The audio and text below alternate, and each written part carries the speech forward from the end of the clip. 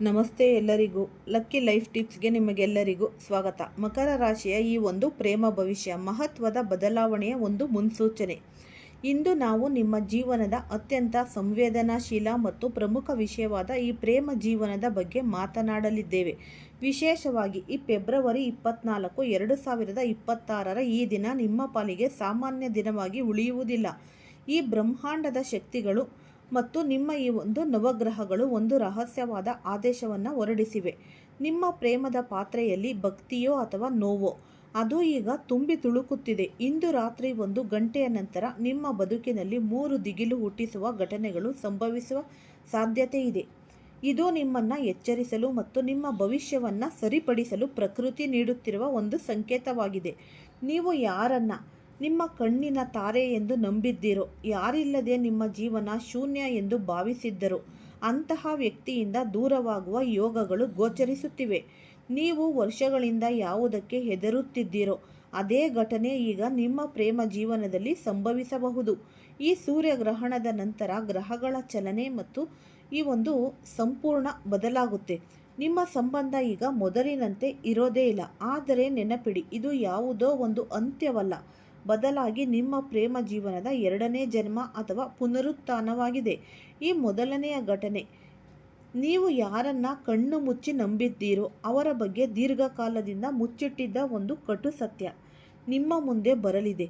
ಯಾರು ನಿಜವಾಗಿಯೂ ನಿಮ್ಮನ್ನು ಪ್ರೀತಿಸುತ್ತಿದ್ದರು, ಯಾರು ಕೇವಲ ಸಮಯ ಕಳೆಯಲು ಅಥವಾ ತಮ್ಮ ಸ್ವಾರ್ಥಕ್ಕಾಗಿ ನಿಮ್ಮನ್ನು ಬಳಸಿಕೊಳ್ಳುತ್ತಿದ್ದರು ಎಂಬುದು ನಿಮಗೆ ತಿಳಿಯಲಿದೆ. ಈ ಸತ್ಯವು ನಿಮ್ಮ ಮನಸ್ಸನ್ನು ಕಲಕಬಹುದು, ನೋವು ನೀಡಬಹುದು, ಆದರೆ ಈ ಕಹಿ ಸತ್ಯವೇ ನಿಮ್ಮನ್ನು ಈ ಮಾನಸಿಕ ಸಂಕೋಲೆಗಳಿಂದ ಮುಕ್ತಗೊಳಿಸಲಿದೆ. ಈ 3 ಎಚ್ಚರಿಕೆಗಳು ನಾವು ಏನನ್ನೋದನ್ನು ನೋಡ್ತಾ ಹೋಗೋಣ. ಹಳೆಯ ನೋವನ್ನು ಮರುಕಳಿಸಬೇಡಿ. ನಿಮ್ಮನ್ನು ಹಿಂದೆ ಅಳಿಸಿದ ವ್ಯಕ್ತಿಯ ಜೊತೆ ಮತ್ತೆ ಸಂಬಂಧ ಬೆಳೆಸಲು ಪ್ರಯತ್ನಿಸಬೇಡಿ. ನೀವು ಮತ್ತೆ ಅಲ್ಲಿಗೆ ಹೋದರೆ ಬ್ರಹ್ಮಾಂಡವು ನಿಮಗೆ ನೀಡುತ್ತಿರುವ ಧನಾತ್ಮಕ ಶಕ್ತಿ ನಾಶವಾಗುತ್ತೆ. ಈ ಬಾರಿ ಹೃದಯಕ್ಕಿಂತ ಮೆದುಳಿಗೆ ಹೆಚ್ಚು ಕೆಲಸ ಕೊಡಿ. ಸ್ವಯಂ ಪ್ರೀತಿಯನ್ನು ಮರೆಯಬೇಡಿ. ನೀವು ಯಾವಾಗಲೂ ಎದುರಿರುವ ಈ ವ್ಯಕ್ತಿಯ ಸಂತೋಷಕ್ಕಾಗಿ ನಿಮ್ಮ ಇಚ್ಛೆಗಳನ್ನು ನೀವು ಬಲಿ ಕೊಟ್ಟಿದ್ದೀರಿ. ಬದಲಾಗಿ ನಿಮಗೆ ಸಿಕ್ಕಿದ್ದೇನು? ಇಂದಿನಿಂದ ಒಂದು ಪ್ರತಿಜ್ಞೆ ಮಾಡಿ. ನಾನು ನನ್ನ ಹೃದಯದ ಮಾತು ಕೇಳ್ತೇನೆ, ನನ್ನನ್ನು ನಾನು ಪ್ರೀತಿಸುತ್ತೇನೆ. ತನ್ನನ್ನು ತಾನು ಗೌರವಿಸಿದ ವ್ಯಕ್ತಿಯನ್ನು ಜಗತ್ತು ಗೌರವಿಸುವುದಿಲ್ಲ. ಭಾವನೆಗಳ ಅತಿಯಾದ ಹರಿವು ಈಗ ನಡೆಯುತ್ತಿರುವ ಒಂದು ಸಮಯ ಬಹಳನೇ ಸೂಕ್ಷ್ಮವಾಗಿದೆ. ಸಣ್ಣ ಮಾತು ಕೂಡ ದೊಡ್ಡ ಜಗಳಕ್ಕೆ ಕಾರಣವಾಗಬಹುದು. ಈ ಹಳೆಯ ವಿಚಾರಗಳನ್ನು ನೀವು ಕೆದಕಬೇಡಿ. ವ್ಯಂಗ್ಯವಾಗಿ ಮಾತನಾಡಬೇಡಿ. ನಿಮ್ಮ ಮಾತುಗಳ ಮೇಲೆ ಆದಷ್ಟು ಸಂಯಮವಿರಲಿ. ನಿಮ್ಮ ಜಾತಕದಲ್ಲಿ ಈ ಶುಕ್ರ ಗ್ರಹವು ಬಲಗೊಳ್ಳುತ್ತಿದೆ. ಶುಕ್ರನು ಪ್ರೀತಿ ಮತ್ತು ಆಕರ್ಷಣೆಯ ಕಾರಕ. ಶುಕ್ರವಾರದಂದು ಈ ಬಿಳಿ ಅಥವಾ ಈ ತಿಳಿ ಗುಲಾಬಿ ಬಣ್ಣದ ಬಟ್ಟೆ ಧರಿಸುವುದು ಮತ್ತು ಬೆಳ್ಳಿಯ ಸಣ್ಣ ಆಭರಣ ಧರಿಸುವುದು ನಿಮ್ಮ ಪ್ರೇಮ ಜೀವನದಲ್ಲಿ ಸ್ಥಿರತೆಯನ್ನು ತರುತ್ತೆ. ಈ ತಾಯಿ ಲಕ್ಷ್ಮಿಯ ಆರಾಧನೆ ಮಾಡುವುದರಿಂದ ಹಳೆಯ ಪ್ರೀತಿ ಮರಳಿ ಬರಬಹುದು ಅಥವಾ ಈ ಮದುವೆಯ ಪ್ರಸ್ತಾಪಗಳು ಅನಿರೀಕ್ಷಿತವಾಗಿ ಬರಬಹುದು. ಕುಟುಂಬದ ಒಪ್ಪಿಗೆಯೂ ಸಿಗುವ ಸಾಧ್ಯತೆ ಇದೆ. ನಿಮ್ಮ ಜೀವನದಲ್ಲಿ ಶಾಂತಿ ನೆಲೆಸಲು ಮಂಗಳವಾರದಂದು ಹನುಮಾನ್ ಚಾಲೀಸ ಪಠಿಸಿ. ಶನಿವಾರದಂದು ಅಶ್ವತ್ಥ ಮರದ ಕೆಳಗಡೆ ದೀಪ ಬೆಳಗಿಸಿ. ಪ್ರಮುಖವಾಗಿ ನಿಮ್ಮ ಮತ್ತು ನಿಮ್ಮ ಸಂಗಾತಿಯ ನಡುವೆ 3ನೇ ವ್ಯಕ್ತಿ ಪ್ರವೇಶಿಸದಂತೆ ನೋಡಿಕೊಳ್ಳಿ. ಮುಂದಿನ 7 ದಿನಗಳು ನಿಮ್ಮ ಜೀವನದ ದಿಕ್ಕನ್ನು ಬದಲಿಸಲಿವೆ. ಬ್ರಹ್ಮಾಂಡವು ನಿಮ್ಮ ಪರವಾಗಿದೆ ಎಂಬ ನಂಬಿಕೆ ಇರಲಿ. ಈ ಪ್ರೇಮ ಎಂಬುದು ಕೇವಲ ದೈಹಿಕ ಆಕರ್ಷಣೆಯಲ್ಲ, ಅದು ಆತ್ಮಗಳ ಸಂಬಂಧ. ನಿಮ್ಮ ಜೀವನದಲ್ಲಿ ನಡೆದ ಪ್ರತಿಯೊಂದು ಭೇಟಿ, ಪ್ರತಿಯೊಂದು ಜಗಳ ಮತ್ತು ಪ್ರತಿಯೊಂದು ವಿರಹಕ್ಕೂ ಒಂದು ಕಾರಣವಿದೆ. ಸಮಯವು ಈಗ ನಿಮ್ಮ ಮುಂದಿರುವ ಈ ಒಂದು ಮಾಯಾ ಪರದೆಯನ್ನು ಸರಿಸುತ್ತೆ. ಈ ಸುಳ್ಳಿನ ಮೇಲೆ ನಿಂತಿರುವ ಸಂಬಂಧಗಳು ಕುಸಿದು ಬೀಳುತ್ತೆ, ಆದರೆ ಸತ್ಯವಿರುವ ಸಂಬಂಧಗಳು ವಜ್ರದಂತೆ ಕಂಗೊಳಿಸುತ್ತೆ. ನಿಮ್ಮ ಮನಸ್ಸು ಇತ್ತೀಚೆಗೆ ವಿಚಲಿತವಾಗುತ್ತಿರಬಹುದು, ಹಳೆಯ ನೆನಪುಗಳು ಕಾಡುತ್ತಿರಬಹುದು. ಇದು ನಿಮ್ಮ ಆತ್ಮವು ನೀಡುತ್ತಿರುವ ಒಂದು ಸಂಕೇತ. ನೀವು ಯಾರನ್ನಾದರೂ ಪ್ರೀತಿಸುತ್ತಿದ್ದರೆ, ಅಲ್ಲಿ ಗೌರವವಿಲ್ಲದಿದ್ದರೆ ಅದು ಪ್ರೀತಿಯಲ್ಲ, ಕೇವಲ ಒಂದು ಅಭ್ಯಾಸ ಮಾತ್ರ. ಯಾರು ನಿಮ್ಮ ಸಂದೇಶಕ್ಕೆ ಸರಿಯಾಗಿ ಪ್ರತಿಕ್ರಿಯಿಸುವುದಿಲ್ಲವೋ, ಯಾರು ನಿಮ್ಮ ಭಾವನೆಗಳನ್ನು ಕೇವಲ ತಮಾಷೆ ಎಂದು ಭಾವಿಸುತ್ತಾರೋ ಅಂತಹವರಿಂದ ದೂರವಿರುವುದೇ ಕ್ಷೇಮ. ಪ್ರೀತಿಯಲ್ಲಿ ನೆಮ್ಮದಿ ಇರಬೇಕೇ ಹೊರತು ಭಯವಲ್ಲ. ನಿಮ್ಮನ್ನು ನೀವು ಕಳೆದುಕೊಂಡು ಪ್ರೀತಿಯನ್ನು ಉಳಿಸಿಕೊಳ್ಳಲು ಪ್ರಯತ್ನಿಸಬೇಡಿ. ಮುಂಬರುವ 21ರಿಂದ 30 ದಿನಗಳು ಬಹಳ ನಿರ್ಣಾಯಕ. ಈ ಶುಕ್ರ ಮತ್ತು ರಾಹುವಿನ ಪ್ರಭಾವದಿಂದಾಗಿ ತಿಂಗಳುಗಳಿಂದ ಮಾತನಾಡದ ವ್ಯಕ್ತಿ ಇದ್ದಕ್ಕಿದ್ದಂತೆ ನಿಮ್ಮನ್ನು ಸಂಪರ್ಕಿಸಬಹುದು. ಈ ಒಂದು ಅಳಸಿದ್ದ ಸಂಬಂಧದಲ್ಲಿ ಮತ್ತೆ ಜೀವ ಬರಬಹುದು. ಆದರೆ ಈ ಬಾರಿ ಅತಿಯಾದ ಭಾವುಕರಾಗಬೇಡಿ. ನೀವು ಹಿಂದೆ ಅನುಭವಿಸಿದ ನೋವಿಗೆ ನ್ಯಾಯ ಸಿಗುವ ಸಮಯವಿದು. ನೀವು ಏಕಾಂಗಿಯಾಗಿದ್ದರೆ ಈ ಒಬ್ಬ ಹೊಸ ವ್ಯಕ್ತಿ ನಿಮ್ಮ ಜೀವನ ಪ್ರವೇಶಿಸಬಹುದು. ಈ ಸ್ನೇಹ ಮುಂದೆ ಗಾಢವಾದ ಪ್ರೇಮವಾಗಿ ಬದಲಾಗುತ್ತೆ. ನೀವು ವಿವಾಹಿತರಾಗಿದ್ದರೆ ಸಣ್ಣ ಪುಟ್ಟ ವಿಚಾರಗಳಿಗೂ ಅಹಂಕಾರವನ್ನು ತರಬೇಡಿ. ಮಾತು ಬೆಳೆಸಿದರೆ ಸಂಬಂಧ ಹಾಳಾಗುತ್ತೆ. ಮದುವೆಗೆ ಕಾಯುತ್ತಿರುವವರಿಗೆ ಮನೆಯಲ್ಲಿ ಪೂರಕ ವಾತಾವರಣ ನಿರ್ಮಾಣವಾಗುತ್ತೆ. ಆದರೆ ಕೇವಲ ಆಕರ್ಷಣೆಗೆ ಮರುಳಾಗಿ ಯಾವುದೇ ನಿರ್ಧಾರ ತೆಗೆದುಕೊಳ್ಳಬೇಡಿ. ಜೀವನದಲ್ಲಿ ಎಲ್ಲದಕ್ಕೂ ಪ್ರತಿಕ್ರಿಯಿಸುವುದು ಅನಿವಾರ್ಯತೆಯಲ್ಲ. ಕೆಲವೊಮ್ಮೆ ನಿಮ್ಮ ಮೌನವು ಎದುರಿಸುವ ವ್ಯಕ್ತಿಗೆ ಅವರ ತಪಸ್ಸು ಅರಿವು ಮೂಡುತ್ತೆ. ನಿಮ್ಮನ್ನು ಅರ್ಥ ಮಾಡಿಕೊಳ್ಳುವವರಿಗೆ ವಿವರಣೆಯ ಅಗತ್ಯವಿಲ್ಲ. ಅರ್ಥ ಮಾಡಿಕೊಳ್ಳದವರಿಗೆ ಎಷ್ಟು ವಿವರಿಸಿದರೂ ಪ್ರಯೋಜನವೇ ಇಲ್ಲ. ನಿಮ್ಮನ್ನು ದೂಷಿಸಿಕೊಳ್ಳುವುದನ್ನು ನಿಲ್ಲಿಸಿ. ನಿಮ್ಮ ಜೀವನದಲ್ಲಿ ಯಾರು ಇರಬೇಕು, ಯಾರು ಇರಬಾರ್ದು ಎಂಬುದು ಈಗ ಸ್ಪಷ್ಟವಾಗುತ್ತೆ. ಈ ಬದಲಾವಣೆಗಳು ನಿಮ್ಮನ್ನು ಮುರಿಯಲು ಬರುತ್ತಿಲ್ಲ, ಬದಲಾಗಿ ನಿಮ್ಮನ್ನು ಗಟ್ಟಿಗೊಳಿಸಲು ಬರುತ್ತಿದೆ. ನಿಮ್ಮ ಆತ್ಮಗೌರವಕ್ಕೆ ಧಕ್ಕೆ ತರುವ ಯಾವುದೇ ಸಂಬಂಧದಲ್ಲಿ ಇರಬೇಡಿ.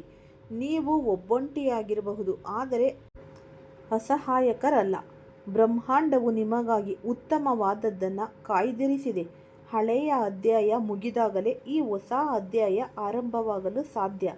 ಧೈರ್ಯದಿಂದ ಇರಬೇಕು, ಶಾಂತವಾಗಿರಿ. ನಿಜವಾದ ಪ್ರೀತಿ ತಡವಾಗಿ ಸಿಕ್ಕರೂ ಅದು ಶಾಶ್ವತವಾಗಿ ಇರುತ್ತೆ.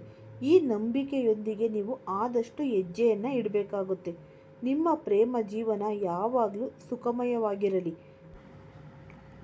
ಯಾವ ವ್ಯಕ್ತಿಗಾಗಿ ರಾತ್ರಿ ಇಡೀ ನಿದ್ದೆಗೆಟ್ಟು ಕಾಯುತ್ತಿದ್ರೋ, ಯಾರ ಒಂದು ಸಂದೇಶಕ್ಕಾಗಿ ಗಂಟೆಗಟ್ಟಲೆ ಈ ಮೊಬೈಲ್ ನೋಡುತ್ತಾ ನೀವು ಕುಳಿತಿದ್ರೋ, ಈಗ ಅದೇ ಪ್ರೀತಿ ನಿಮ್ಮ ಜೀವನಕ್ಕೆ ಚಂಡಮಾರುತದಂತೆ ಮರಳಿ ಬರುತ್ತೆ.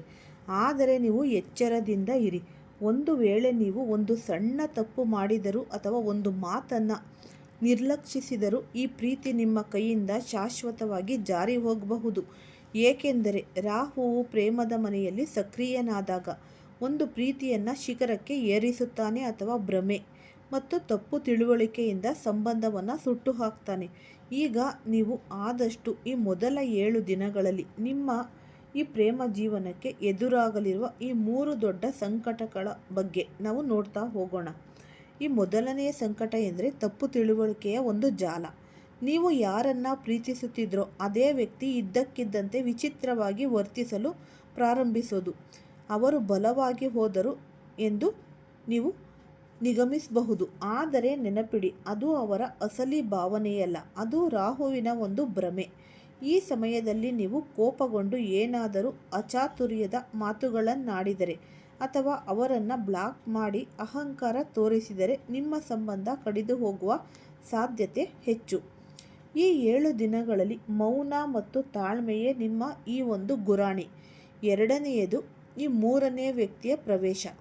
ನಿಮ್ಮ ಸಂಬಂಧದ ನಡುವೆ ಯಾರಾದರೂ 3ನೇ ವ್ಯಕ್ತಿ ಹಸ್ತಕ್ಷೇಪ ಮಾಡಬಹುದು. ಅದು ಹಳೆಯ ಗೆಳೆಯ ಇರಬಹುದು, ಅಥವಾ ನಿಮ್ಮ ಮಾಜಿ ಪ್ರೇಮಿನೇ ಇರಬಹುದು, ಇಲ್ಲವೇ ಕುಟುಂಬದ ಸದಸ್ಯರೇ ಇರಬಹುದು.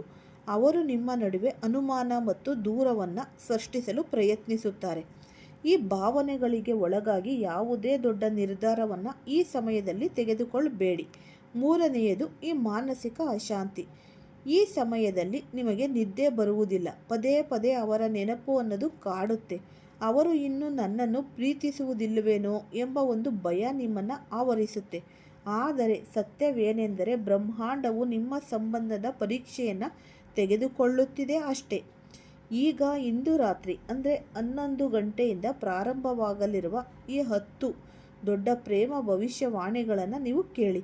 1, ನಿಮ್ಮ ಜೊತೆ ಮಾತನಾಡದ ವ್ಯಕ್ತಿಯಿಂದ ಇದ್ದಕ್ಕಿದ್ದಂತೆ ಸಂದೇಶ ಅಥವಾ ಕರೆ ಬರೋದು. 2, ಮುರಿದು ಬೀಳುವ ಹಂತದಲ್ಲಿದ್ದ ಸಂಬಂಧದಲ್ಲಿ ರಾಜಿ ಸಂಧಾನದ ಮಾತುಕತೆ ಶುರುವಾಗುತ್ತೆ.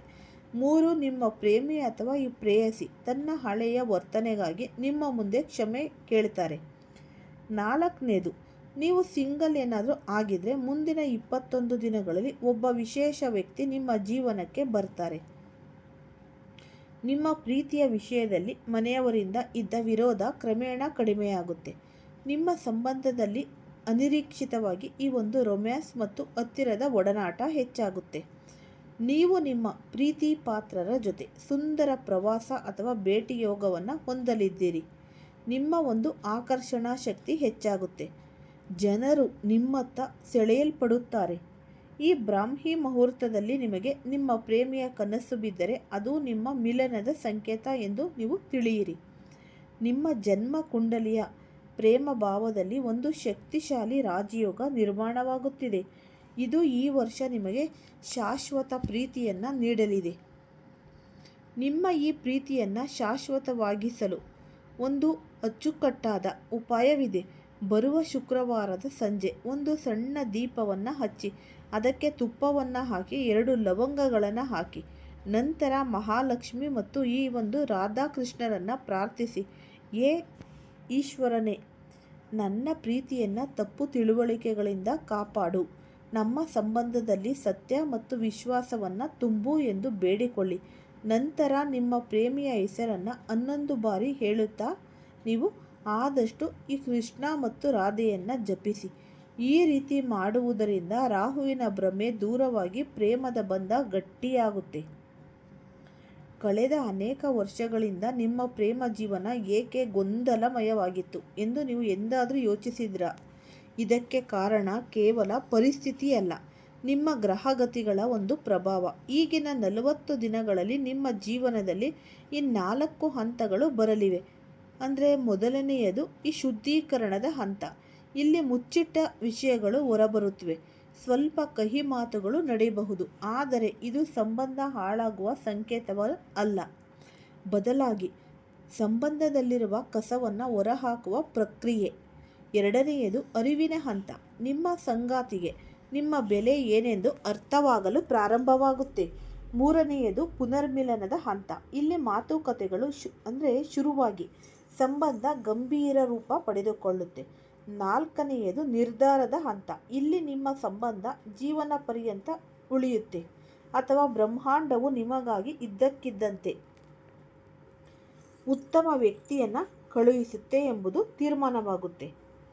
ಈ ವಿಶೇಷ ಸಂಕೇತಗಳ ಬಗ್ಗೆ ನೆನಪಿರಲಿ. ಇದ್ದಕ್ಕಿದ್ದಂತೆ ಅವರ ಹಳೆಯ ಫೋಟೋಗಳು ಕಣ್ಣ ಮುಂದೆ ಬರಬಹುದು. ಕೇಳದಿದ್ದರೂ ಅವರ ಹೆಸರು ಪದೇ ಪದೇ ಕಿವಿಗೆ ಬೀಳಬಹುದು.